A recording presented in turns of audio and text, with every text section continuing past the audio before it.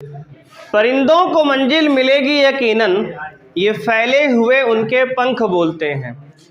परिंदों को मंजिल मिलेगी यकीनन, ये फैले हुए उनके पंख बोलते हैं। वो लोग रहते हैं खामोश अक्सर, जमाने में जिनके हुनर बोलते हैं। हेलो बच्चों, कैसे हैं आप लोग? उम्मीद करते हैं आप लोग बढ़िया होंगे। तो आज की क्लास में हम लोग बात करने वाले हैं वैद्युत धारा चैप्टर का फिजिक्स। बच्चों कक्षा 10 का है और उसका ये लेक्चर लास्ट है बच्चों, और इसके सारे टॉपिक लगभग कवर हो गए हैं। कुछ रिमेनिंग टॉपिक को आज हम लोग डिस्कस करने वाले हैं। तो आइए बच्चे क्लास को स्टार्ट करते हैं। सबसे पहले हम लोग जानेंगे वैद्युत ऊर्जा क्या होती है। वैद्युत शक्ति बच्चे, वैद्युत शक्ति डालेंगे आप। वैद्युत शक्ति, इलेक्ट्रिक पावर बच्चे क्या होगा? Electric power.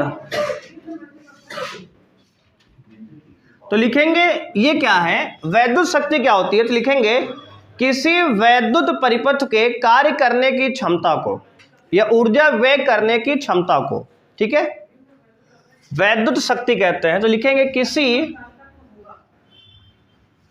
वैद्युत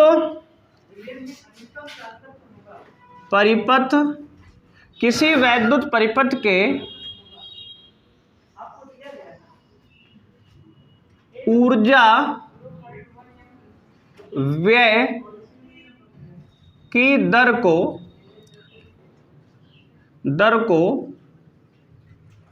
वैद्युत शक्ति कहते हैं। वैद्युत शक्ति कहते हैं, ठीक है भाई।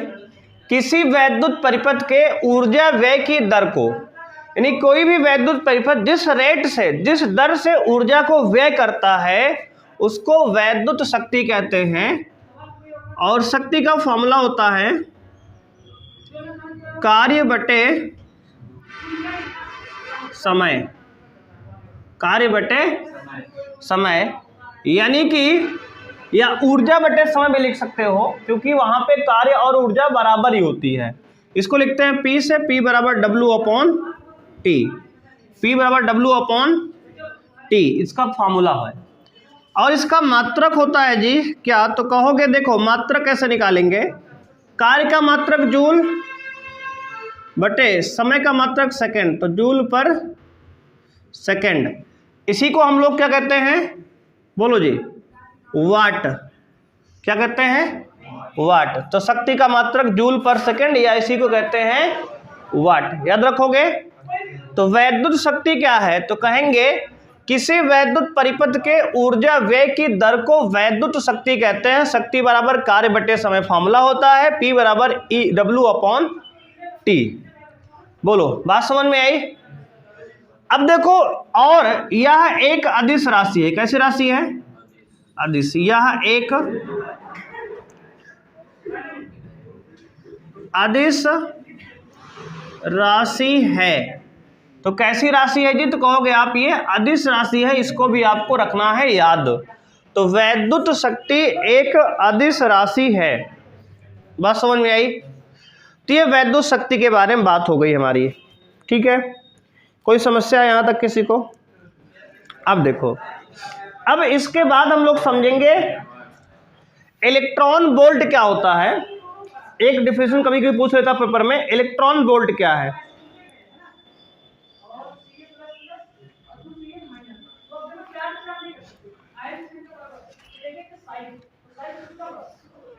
नोट हो गया जी?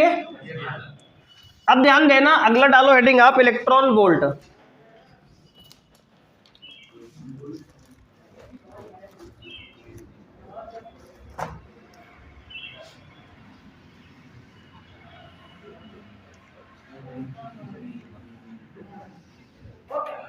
देखो लिखोगे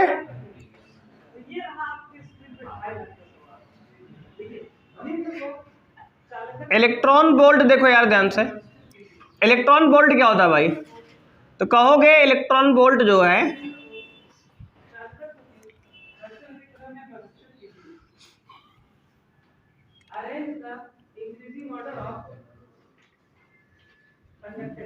किसी इलेक्ट्रॉन को, किसी इलेक्ट्रॉन को एक वोल्ट के विभवांतर में, एक वोल्ट के विभवांतर में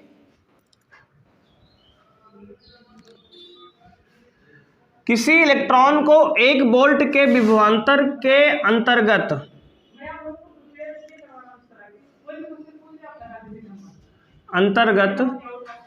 एक बिंदु से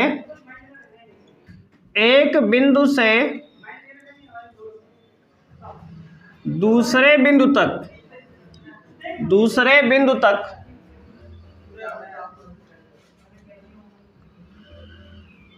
ले जाने में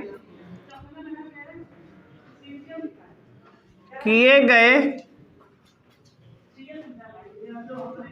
कार्य को इलेक्ट्रॉन वोल्ट कहते हैं। इलेक्ट्रॉन वोल्ट कहते हैं। बात समझ में आएगी? किसी इलेक्ट्रॉन को एक वोल्ट के विभवांतर के अंतर्गत एक बिंदु से दूसरे बिंदु तक ले जाने में किए गए कार्य को इलेक्ट्रॉन वोल्ट कहते हैं। ठीक है, ये हमारी डेफिनेशन है। मतलब समझो, जैसे मान लो किसी क्षेत्र में विभवांतर 1 वोल्ट है। क्या है यहाँ पर? इस एरिया में विभवांतर कितना है? विभवांतर 1 वोल्ट है, 1 वोल्ट। ठीक है, और इसमें एक इलेक्ट्रॉन को आप एक बिंदु से दूसरे बिंदु तक ले जा रहे हो, एक बिंदु से दूसरे बिंदु तक ले जा रहे हो, तो उसमें मान लो जो कार्य हुआ है उसी कार्य को हम लोग कहते हैं इलेक्ट्रॉन वोल्ट। बात समझ में आई? बोलो जी, कोई समस्या है किसी को यहाँ तक? इलेक्ट्रॉन वोल्ट क्या होता है भाई? तो कहोगे कि किसी भी 1 वोल्ट के विभवांतर के अंतर्गत से अगर एक इलेक्ट्रॉन को एक बिंदु से दूसरे बिंदु तक लेके आते हैं तो इसमें जो कार्य होता है उसे ही क्या कहते हैं? एक इलेक्ट्रॉन वोल्ट कहते हैं। अब ये डेफिनेशन तुम्हारे में भी है, 12th में भी है, ये कक्षा 12 में भी आती है पेपर में, चैप्टर 2 में उसमें दिया गया है ये डेफिनेशन, वहाँ भी लिखवाई गई, हमने लिखवाया है, वहाँ भी ये पूछता है। ठीक है, तो इलेक्ट्रॉन वोल्ट क्या है? सीधे से याद रखो कि 1 वोल्ट विभवांतर के अंतर्गत एक इलेक्ट्रॉन को एक बिंदु से दूसरे बिंदु तक ले जाने में किया गया कार्य जो होता है क्या होता है? 1 इलेक्ट्रॉन वोल्ट होता है। इसकी वैल्यू भी होती है, 1 इलेक्ट्रॉन वोल्ट बराबर होता है 1.6 × 10⁻⁻19 जूल। ठीक है जी, ये एक ऊर्जा का मात्रक है ना। ठीक है, 1.6 × 10⁻⁻19 जूल इसकी वैल्यू होती है। इसको भी आपको रखना है याद। बोलो, बात समझ में आई जी? तो 1 इलेक्ट्रॉन वोल्ट की वैल्यू बता दिया हमने आपको, इसका जो है डिफिनीशन भी हो गई है। अब इसके बाद आपको याद रखना है फ्यूज। क्या याद रखेंगे? फ्यूज।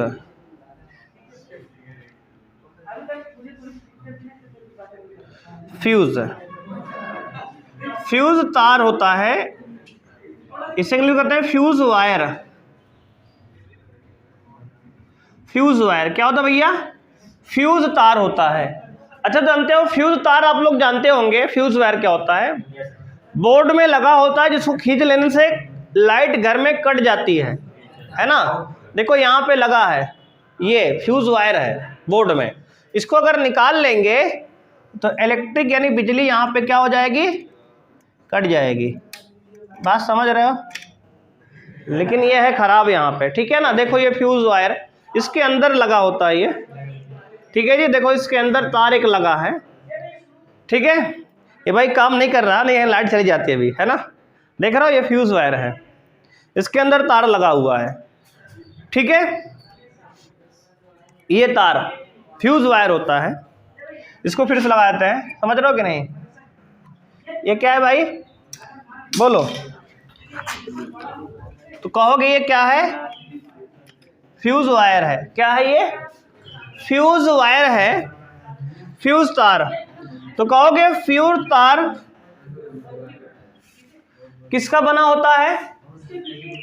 देखो, फ्यूज तार जो है एक लो मेल्टिंग पॉइंट पे काम करता है, बहुत जल्दी ही पिघल जाता है। घर में लगा होता है और ये तार क्या होता है, जल्द ही पिघल जाता है। क्यों पिघल जाता है जानते हो? जैसे मान लो कभी कभी घर में हमारे बिजली बहुत ज़्यादा आती है, जैसे 220 पे हमारा घर में बिजली काम करती है दोस्त ना, तो होता क्या है, जब कभी वोल्टेज बढ़ता है, क्या होता है, वोल्टेज बढ़ता है, ज़्यादा वोल्ट आता है, तो अगर फ्यूज़ ना लगा होगा तो हमारा घर का जो इलेक्ट्रिक अप्लायंस है, वैद्युत उपकरण, टीवी, फ्रिज, वॉशिंग मशीन, सब खराब हो जाएगा, जल जाएगा। बात समझ रहे हो? कभी कभी देखो ऐसा होता है कि टीवी चल रही, लाइट तेज आई, उड़ गई टीवी, बल्ब उड़ गई, है ना। तो उससे बचाने के लिए घर में क्या लगा होता है भाई, फ्यूज तार लगा होता है, ठीक है ना। क्या लगा होता है, फ्यूज तार, जिससे अगर बिजली घर में ज्यादा आती है तो ये फ्यूज तार क्या होता है, गर्म होके पिघल जाता है, ठीक है ना। फ्यूज तार घर में क्या होता है, घर में अगर बिजली ज्यादा आती है तो गर्म होके क्या होता है, ये पिघल जाता है और सप्लाई को घर में बंद कर देता है, जिससे हमारे घर के जो उपकरण है वो बच जाते हैं। बात समझ रहे हो ना। तो फ्यूज तार क्या है, तो कहोगे यह एक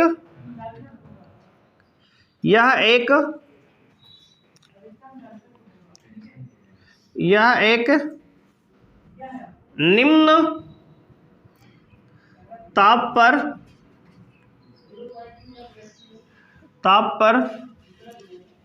कार्य करने वाला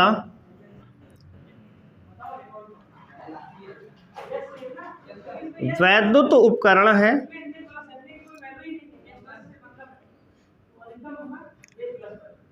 जो मिश्र धातु शीशे और टिन का बना होता है, ठीक है ना। किसका बना होता है भाई, तो कहोगे शीशे और टिन, जैसे शीशे व टिन का बना होता है, ठीक है जी। तो फ्यूज क्या है, यह एक निम्न ताप पर कार्य करने वाला वैद्युत उपकरण है, जो मिश्र धातु शीशे और टिन का बना होता है। जब कभी घर में विद्युत बढ़ती है, बिजली की सप्लाई बढ़ती है, तभी पिघल जाता है, ठीक है ना। तो लिखेंगे जब हमारे घरों का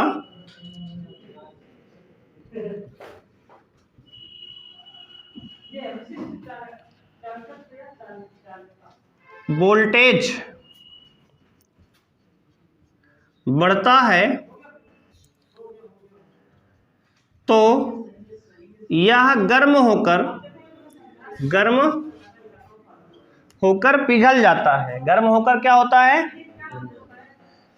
पिघल जाता है। गर्म होकर क्या होगा भाई, पिघल जाता है, और उपकरण और वैद्युत उपकरण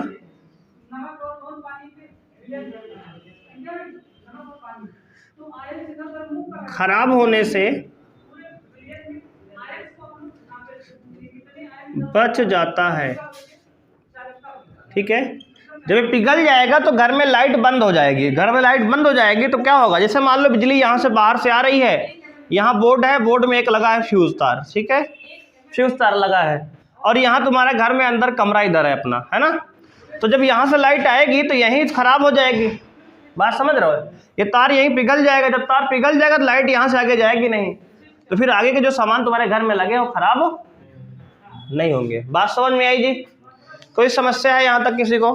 तो फ्यूज तार समझ में आया क्या होता है, एक क्या है, वैद्युत उपकरण है, जो हमारे घर के जो सामान है, वैद्युत उपकरण, उनकी सुरक्षा करता है। कैसे, जब कभी लाइट ज्यादा आती है तो पिघल जाता है ना, जिससे हमारे घर के उपकरण क्या होते हैं, खराब होने से बच जाते हैं। बोलो बात क्लियर है जी?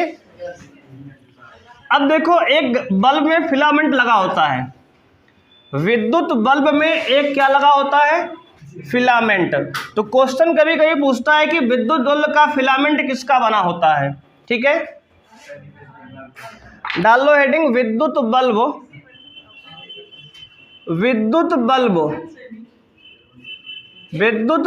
ठीक है जी, विद्युत बल्ब। और विद्युत बल्ब देखो एक उपकरण है, बात समझ रहे हो?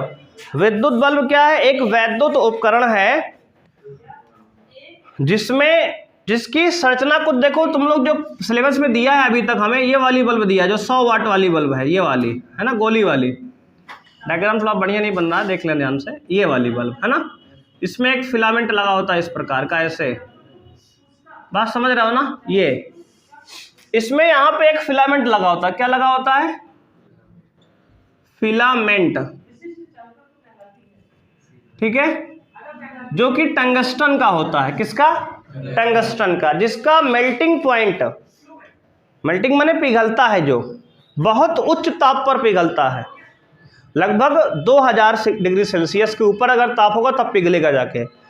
जब बहुत ही गर्म होता है ना, तो उसमें प्रकाश निकलता है। क्या निकलता है? प्रकाश, जिससे रोशनी होती है बल्ब में। अब तो ये बल्ब यूज़ होती नहीं है, जो कि सिलेबस में हमारे दिया गया है। अब हम लोग एलईडी बल्ब यूज़ करते हैं। लेकिन क्वेश्चन यहाँ जब पूछता है, ध्यान देना, विद्युत बल्ब का फिलामेंट किसका बना होता है? फिलामेंट, फिलामेंट किसका बना होता है? टंगस्टन का। किसका? टंगस्टन,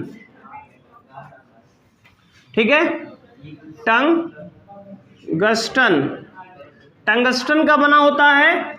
और ध्यान देना, ये बहुत उच्च ताप पर पिघलता है। इसका मेल्टिंग पॉइंट क्या है? बहुत अधिक होता है। इसका मेल्टिंग पॉइंट लिख लो, लगभग होता है आपका बल्ब का मेल्टिंग पॉइंट की अगर बात करें हम, तो ये जाकर 2100 डिग्री सेल्सियस से अधिक होता है। कितना होता है? 2100 डिग्री सेल्सियस के ऊपर। अगर घर का ताप जो है, बल्ब का ताप 2100 डिग्री सेल्सियस से अधिक होगा तो ये पिघल जाएगा। बात समझ रहे हो? और ध्यान देना, इसके अंदर कौन गैस होती है? तो इसके अंदर जो है, बल्ब के अंदर आर्गन या नियॉन गैस भरी होती है। गैस भरी होती है क्योंकि ये अक्रिय गैस है। आपने केमिस्ट्री में पढ़ा होगा कि आर्गन और नियॉन कैसी गैस है? अक्रिय गैस है, जो किसी भी से रिएक्शन नहीं करती। इसको भरा जाता है इसके अंदर। बात समझ रहे हो? अब देखो, बल्ब में तुम्हें इतना याद रखना है कि बल्ब एक वैद्युत उपकरण है। इसका डायग्राम ये वाला है, ठीक है। और भाई, इसका जो फिलामेंट होता है टंगस्टन का होता है। किसका होता है? फिलामेंट जो है टंगस्टन का होता है। और इसका जो मेल्टिंग पॉइंट है बहुत अधिक होता है। बात समझ रहे हो कि नहीं? इसका मेल्टिंग पॉइंट क्या होता है? बहुत ज़्यादा होता है, 1500 डिग्री सेल्सियस से 2500 डिग्री सेल्सियस तक बताया गया है किताब में। देखो, अलग अलग बुक में अलग अलग दिया गया है। इसका जो ताप मेल्टिंग पॉइंट है 1500 डिग्री सेल्सियस से 2500 डिग्री सेल्सियस तक का ताप होता है, ठीक है जी। बात समझ में आई? तो इसको भी आपको रखना है आज इसके बारे में, ठीक है ना। तो इसका ताप कितना होता है? 1500 से 2500 डिग्री सेल्सियस तक इसका ताप होता है। ये फिलामेंट का मतलब, फिलामेंट किसका बना होता है? टंगस्टन का। उच्च ताप होता है। और इसके अंदर कौन गैस भरी होती है? नियॉन और आर्गन, ठीक है ना। अब देखो, इसमें क्या क्या लगा होता है। तो इसमें टंगस्टन का तंतु बता दिए, ठीक है ना। और इसमें जो है तांबे के तार यहाँ लगे होते हैं। जो तार है, किसका तार है? ये तांबे का तार है। तांबे का तार है, ये तांबे का तार लगा होता है। और क्या लगा होता है? जस्ते के टांके लगे होते हैं। देखो, यहाँ 2 बिंदी होती है टांके। यहाँ देखो 2 टांके होते हैं। किसके? जस्ते के टांके। बस समझ रहे हो ना। और ये बाहर इसमें आर्गन या नियॉन गैस भरी होती है। कौन गैस होती है अंदर? ये आर्गन या नियॉन, आर्गन या नियॉन। बात समझ रहे हो? और ये कांच का होता है। किसका होता है? कांच। बाहर इसका आवरण जो होता है कांच का। बात समझ रहे हो? बल्ब के बारे में इतनी जानकारी आप याद रखो। अब देखो, इससे सवाल अब नहीं आ रहा, थोड़ा सा ध्यान देना। जो पैटर्न पेपर का है तो थोड़ा चेंज हुआ है जब से एनसीईआरटी बुक आ गई है। तो अब क्वेश्चन जो है फिजिक्स से थोड़ा कम आते हैं। देखो सत्य बात बता रहे हैं बिल्कुल। फिजिक्स से क्यों जी, फिजिक्स क्वेश्चन जब कम मिला होगा तुम्हें देखने को, आपकी पेपर में भी फिजिक्स से क्वेश्चन थोड़ा छोटा आता है और कम आता है। इस चैप्टर से न्यूमेरिकल आएंगे और एक आध दो मात्रक पे सवाल आ जाते हैं, बस बात समझ रहे हो। तो इसलिए बहुत ज़्यादा जो है इसमें ध्यान नहीं देना आपको, इतनी बातें याद रखो। अगर मान लो लॉन्ग क्वेश्चन कभी आता है तो आप बना के लिख दोगे, वैद्युत बल्ब एक वैद्युत उपकरण है ना, उसकी संरचना बना दोगे वाली, और यह 1500 डिग्री सेल्सियस से 2500 डिग्री सेल्सियस तक काम करता है। सब बातें तुम बता दोगे बस बढ़िया से, ठीक है। कोई दिक्कत है यहाँ तक? किसका टंगस्टन बना होता है, फिलामेंट का बना होता है, ये सब बातें आप बता देना वहाँ पे। हालांकि इतना डिटेल में अब क्वेश्चन पूछा नहीं जा रहा है, कुछ टॉपिक आपके यहाँ से आएंगे बस, ठीक है ना। जैसे विद्युत बल्ब का फिलामेंट किसका बना होता है, क्या बताओगे? टंगस्टन का। इसका मेल्टिंग पॉइंट क्या होता है, कितने डिग्री सेल्सियस पे पिघलता है ये, कहोगे 2000 के ऊपर, मतलब 2500 के ऊपर। इसका तापमान 1500 से 2500 डिग्री सेल्सियस होता है, बल्ब के अंदर का तापमान, ठीक है ना। इसमें तार जो होते हैं किसके लगे होते हैं, तांबे के, ठीक है, जैसे कि टांके लगे होते हैं ऊपर इस तरह के। बल्ब के अंदर कौन गैस भरी होती है, आर्गन या नियॉन, ठीक है। बस इतनी बात याद रखना है, इससे सवाल हो जाएगा। बोलो बात समझ में आई जी। अब देखो आपका चैप्टर पूरी तरह समाप्त हो गया है। अब कुछ क्वेश्चन हम लोग इस पे करेंगे न्यूमेरिकल, बात समझ रहे हो। तो कुछ न्यूमेरिकल इस टॉपिक पे हम लोग करेंगे अगली क्लास में। तो बच्चे आज के लिए इतना ही, मिलते हैं नेक्स्ट क्लास में। इतनी बातों को आप रिवाइज कर लो अच्छे से, और बहुत ज़्यादा इस चैप्टर में नहीं पढ़ना हमें ज़्यादा, जितना पढ़ाया गया उतने से काम बन जाएगा आपका, ठीक है।